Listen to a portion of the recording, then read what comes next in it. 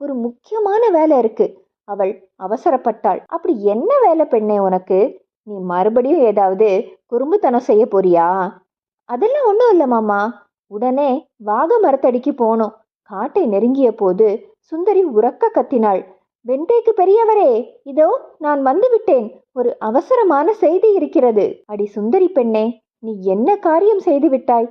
வா வா, உன்னை நன்றாக கவனிக்கிறேன். கோபமும் நிம்மதியும் கலந்திருந்தது வெண்தேக்கு பெரியவரின் குரலில். 10 நிமிடங்களுக்குள் அவள் காட்டை அடைந்தாள். காட்டில் உள்ள பிரஜைகள் எல்லாம் அவளுக்காக வாகை மரத்தடியில் காத்திருந்தார்கள்.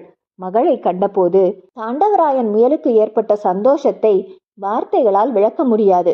தாண்டவராயன் முயல் மகளை கட்டி பிடித்து ஆனந்த கண்ணீர் வடித்தார். எல்லோரும் நிம்மதியாக பெருமூச்சு விட்டார்கள். ஒவ்வொருவராக சுந்தரியை தொட்டு தடவி பார்த்து நலம் விசாரித்தார்கள். ஏதாவது ஆபத்து ஏற்பட்டதா குறும்பு பெண்ணே?